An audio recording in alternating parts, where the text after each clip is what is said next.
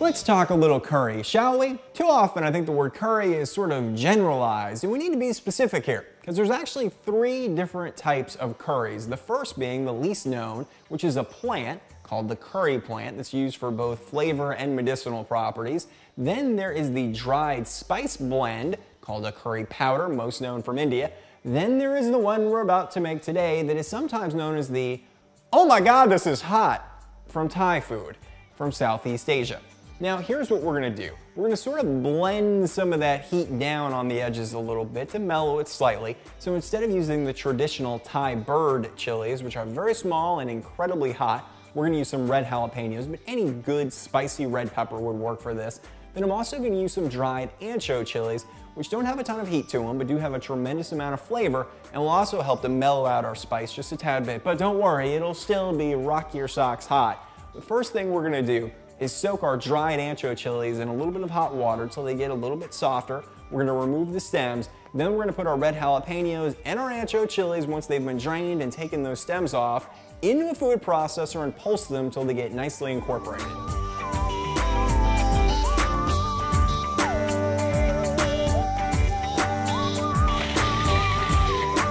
A bit of a safety disclaimer here.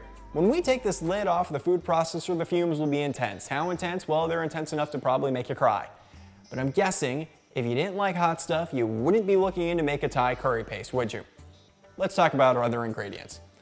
2 of the major players in this flavor-wise are galangal or galangal, depending upon where you're from in the world, and also kaffir lime leaves. Now, galangal is difficult to find fresh in the United States. It is grown in Hawaii and California, but you can usually find a brined version of it in a jar in international markets. That's what I'm using here today. Just keep in mind, it'll give you a little bit of a looser, wetter curry paste, so you may be able to dry it a little bit to cut down on some of that moisture. The other being kaffir lime leaves, which come from a lime tree in that part of the world, and those leaves are dried or fresh. Usually fresh or dried are available in international markets, have a very strong citrus tone. Both of those are going to go into the food processor next and also get blended, and then we're going to talk about salt.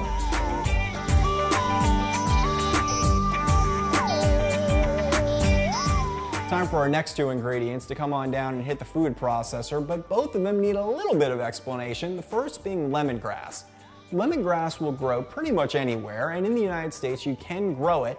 Here's the thing though, depending upon what zone you live in the winter it'll probably die back, so you'll have to treat it as an annual. But if you live in Florida or California or very warm climates, go crazy growing lemongrass. You'll probably have it all year round. It has that great distinct citrus flavor to it.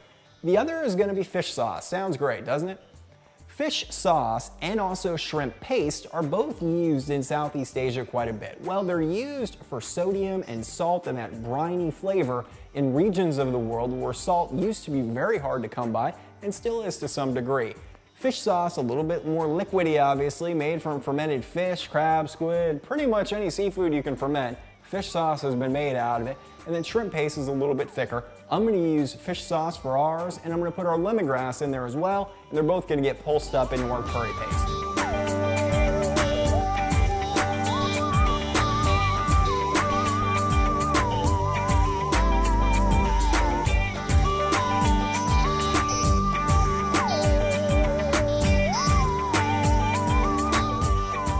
This is easy. A lot of ingredients, but easy preparation to make a curry paste. The last things we're going to add to it: a little bit of a Siam or Thai basil that'll go in, a little bit of cilantro, and then I'm going to use just a little touch of Chinese 5-spice powder, which is made from 5 spices, hence the name Chinese 5-spice powder, pretty readily available.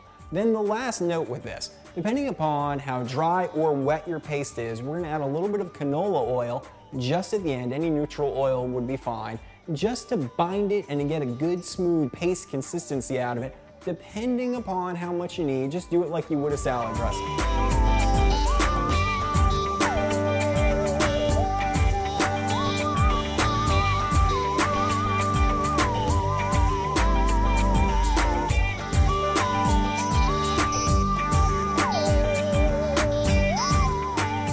Now that's a whole lot of curry paste. Why would you make your own curry paste? Well, if you've looked into the price of it at all, the pre-made ones are pretty expensive, and this will last you, well, near the rest of your life. It will last about a month in the refrigerator, then after that you can freeze it, and I'll leave it between you and the health department how long it'll last after that. Now, what can you use curry paste for? Well, there's the question. There are a ton of recipes that I'll be making the upcoming months, so check back on both my Garden Years YouTube channel and also my blog, and remember, subscribe to the YouTube channel and also to my blog, and then you'll get all those great recipes on how to use this curry paste coming up.